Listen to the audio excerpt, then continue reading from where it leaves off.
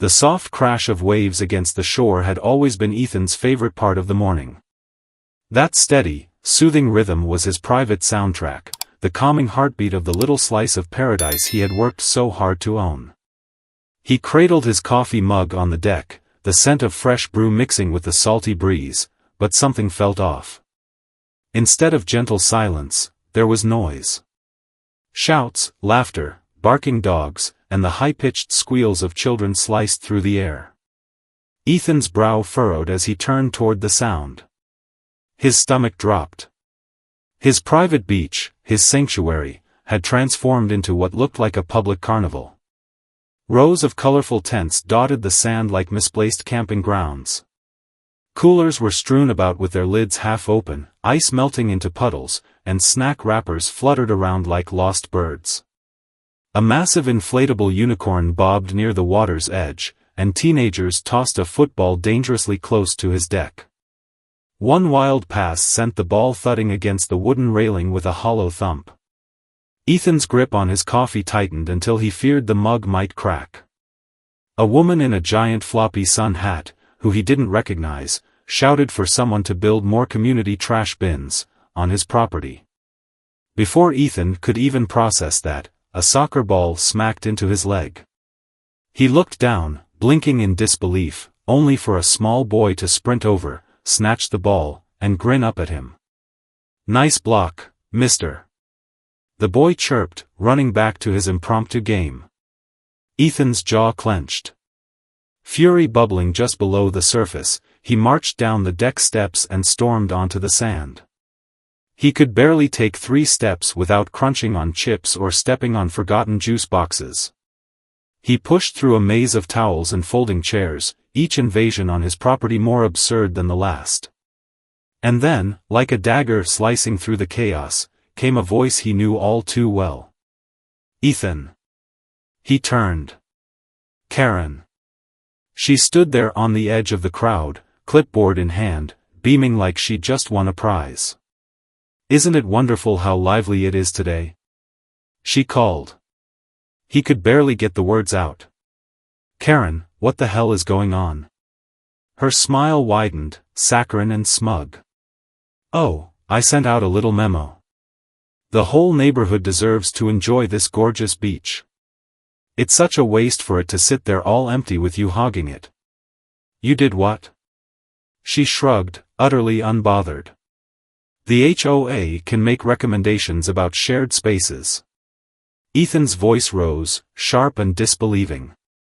"This isn't a shared space. I have the deed." Karen's eyes sparkled with faux sympathy. "Well, technically, everyone agrees you've been a little selfish.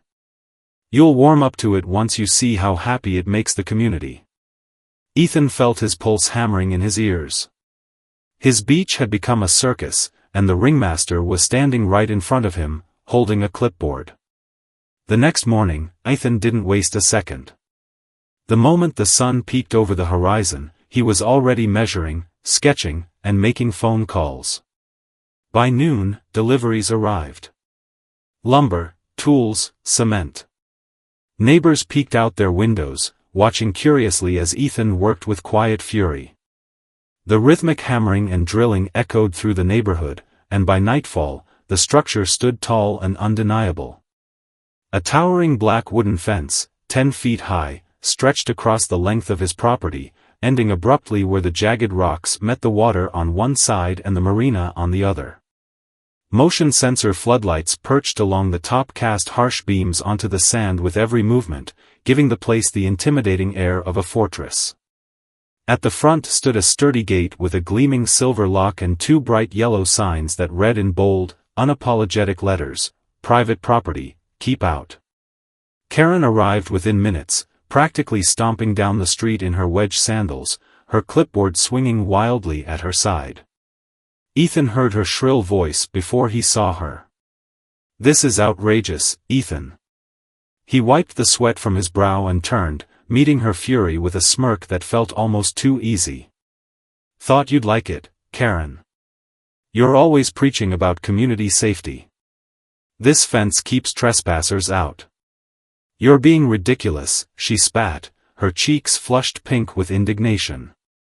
"People will just walk around it." "Not if they're smart," Ethan said, his voice cool. "That fence goes from the rocks to the marina. No easy detours. You can't keep the entire neighborhood off the beach." She shrieked. "I can," he replied simply. "And if they want in, well, they can pay for the privilege." 2 days later, he made good on that promise. Early Saturday morning, he set up a wooden booth just outside the gate. A fresh sign hung from the front, "Ethan's exclusive beach experience, $20 entry." By the end of the first weekend, he couldn't believe his own numbers. Over $300 in cash sat neatly stacked in the lockbox. Curious tourists, local families, even couples on day trips stopped by, drawn in by the mystery of the towering fence and whispers of a private beach club. Ethan wasted no time reinvesting the profits. He ordered rows of premium lounge chairs, colorful umbrellas, and even a snack cart stocked with bottled drinks and light bites. He kept the place immaculate, trash cans at every corner and regular patrols to ensure peace. Soon, what had once been his private retreat evolved into a local hot spot, controlled, exclusive, profitable. He capped guest access at 30 people, handing out wristbands and turning away latecomers. But the real surprise wasn't the profit. It was the reaction. The same neighbors who had swarmed his beach uninvited were now handing over $20 bills with eager smiles, happy to pay for cleanliness and order. Families hosted birthday parties. Couples reserved private cabanas. The chaos Karen unleashed had, ironically, given birth to something far more refined than Ethan ever imagined. Karen, however, simmered. At first, she prowled the fence line, shooting daggers with her eyes at every guest who entered. But her jealousy soon curdled into action. That's when Ethan stumbled onto her hypocrisy. A friendly chat with one of the snack cart vendors revealed that Karen had been secretly profiting off his beach the entire time. She had struck a side deal with a local event company, arranging unauthorized parties on Ethan's property before the fence went up, collecting kickbacks in exchange for community use permissions she had no right to grant. The realization hit Ethan like a slap. While publicly painting him as greedy, Karen had been pocketing money by exploiting the very access she claimed to be defending for the neighborhood. She wasn't just entitled, she was a fraud. And she wasn't finished. The next day, flyers began showing up in mailboxes. Printed hastily in cheap ink, they warned of venomous jellyfish infestations along Ethan's shoreline. "Unsafe conditions, children at risk," the headline blared. But instead of scaring people off, it attracted curious families armed with cameras and beach nets, eager to catch sight of the imaginary menace. Ethan watched the growing crowd with a shake of his head and a smile tugging at the corner of his mouth. Karen's smear campaign had backfired spectacularly. He didn't need to retaliate. She was doing it for him. Ethan's beach thrived in ways he hadn't anticipated. Word spread fast, and not just within the neighborhood.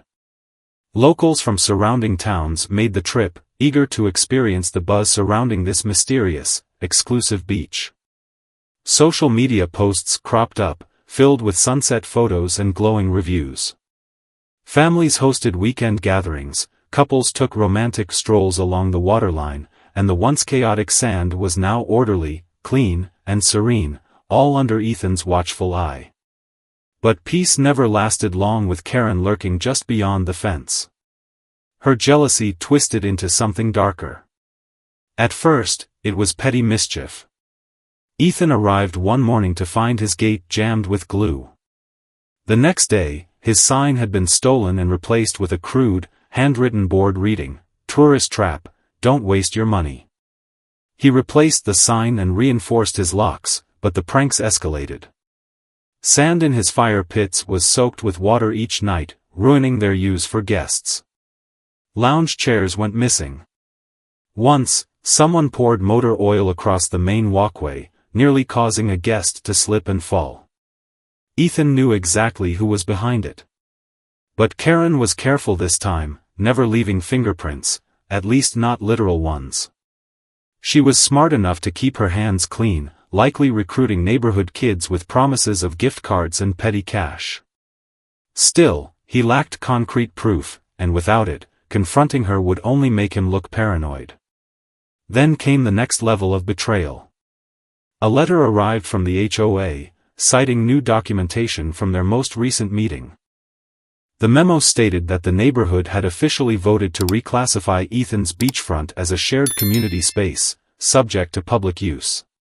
Ethan nearly laughed at the absurdity, until he read further and saw forged signatures, including his own. Karen hadn't just manipulated people, she had fabricated HOA documents and filed them as official record. He stormed over to Mark Sullivan, his lawyer, clutching the paperwork with shaking hands. Mark's face darkened as he read. "She's forging HOA resolutions, Ethan. That's felony territory. We'll build a case, but it'll take time." As if that weren't enough, Karen doubled down.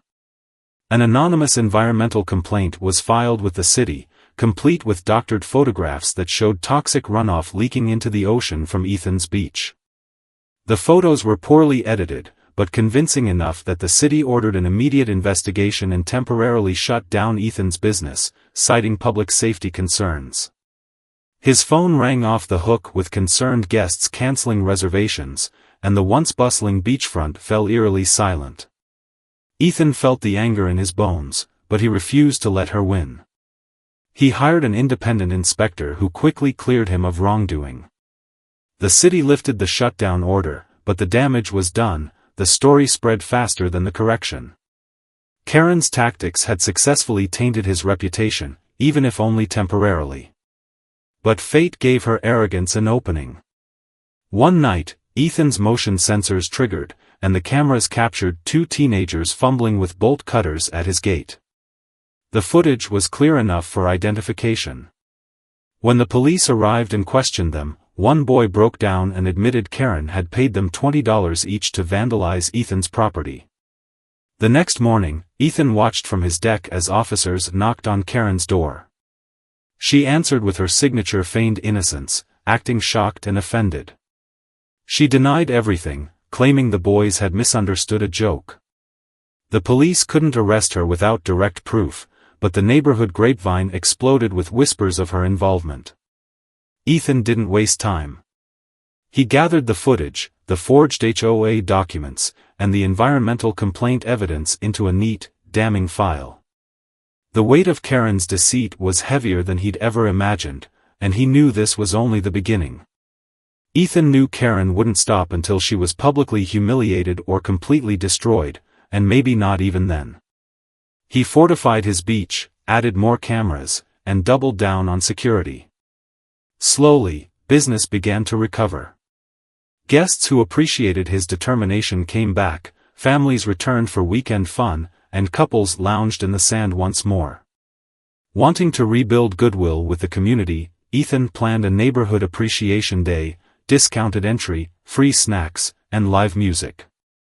He hoped it would remind everyone that he wasn't the villain Karen painted him to be. But Karen saw an opportunity and took it.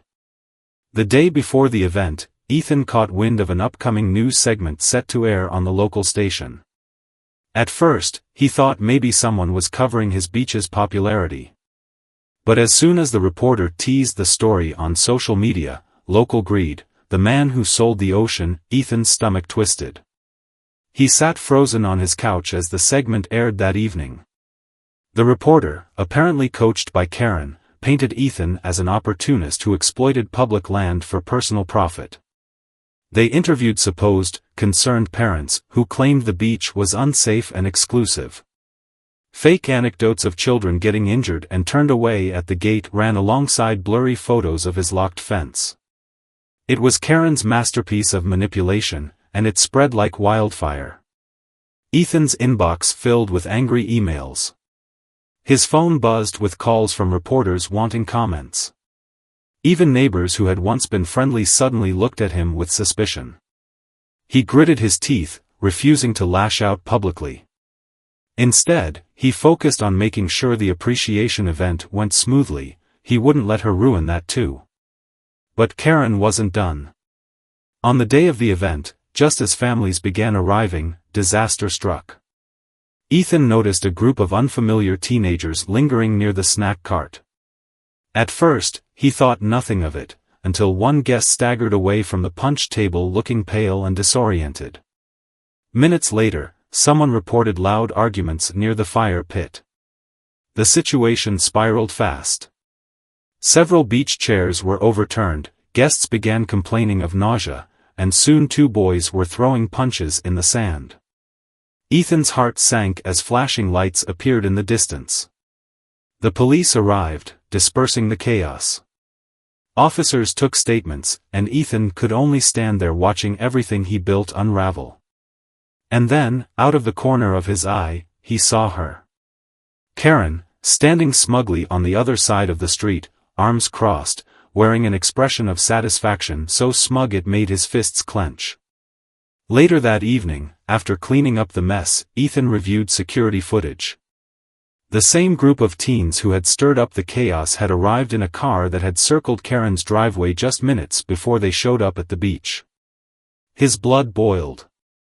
She had orchestrated the entire debacle, spiked drinks, property damage, and public disturbances, all while pretending to be an innocent bystander. But what she didn't realize was that chaos always left a trail. A guest had recorded part of the fight and caught one of the teens bragging about getting paid to mess up the party. Ethan downloaded the clip and added it to the ever-growing folder of evidence. Karen's media smear campaign had done damage, but her sabotage at the event crossed a line the community could no longer ignore. And this time, Ethan was ready to make sure she finally paid for it. Ethan had reached his limit. The forged documents, the environmental lies, the news smear, and now the sabotage of his goodwill event, it was no longer just neighborhood drama. It was warfare.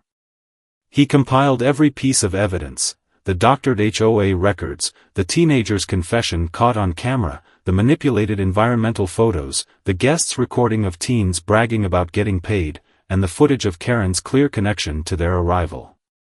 With Mark Sullivan's help, Ethan filed a lawsuit not only for defamation and property damage but for fraud, conspiracy, and endangerment.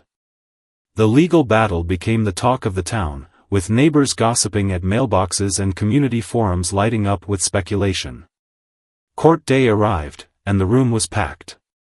Even those who had once supported Karen came to watch. The evidence was undeniable. Karen sat rigid, her usual smug expression cracking as each piece of evidence was presented. The forged documents, exposed line by line, made her pale.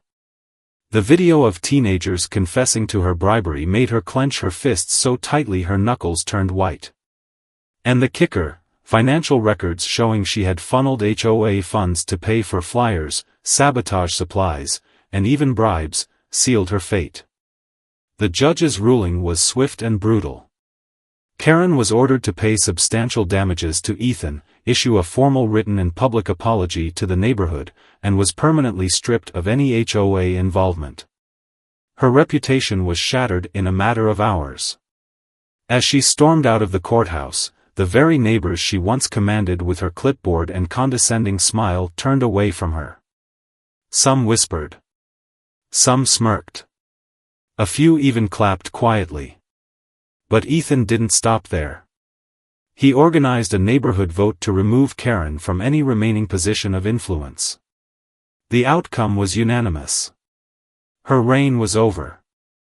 In her place, a committee was formed, one built on fairness, transparency, and respect for private property. Ethan's beach thrived more than ever.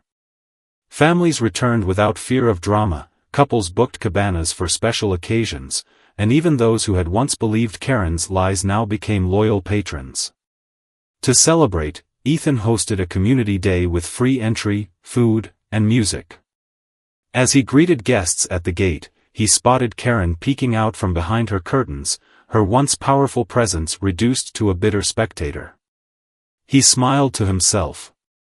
She could watch all she wanted, unless she was ready to pay the $20 entry fee like everyone else. And as the sun dipped into the water, casting a golden glow over the beach he fought so hard to protect, Ethan felt something deeper than victory. He felt peace, hard-earned, unshakable peace. But it left one question lingering in his mind, and maybe in yours too. Have you ever felt powerless against HOA, or a Karen, who thought they could control your life? Share your experiences below. Let's see who had it worse.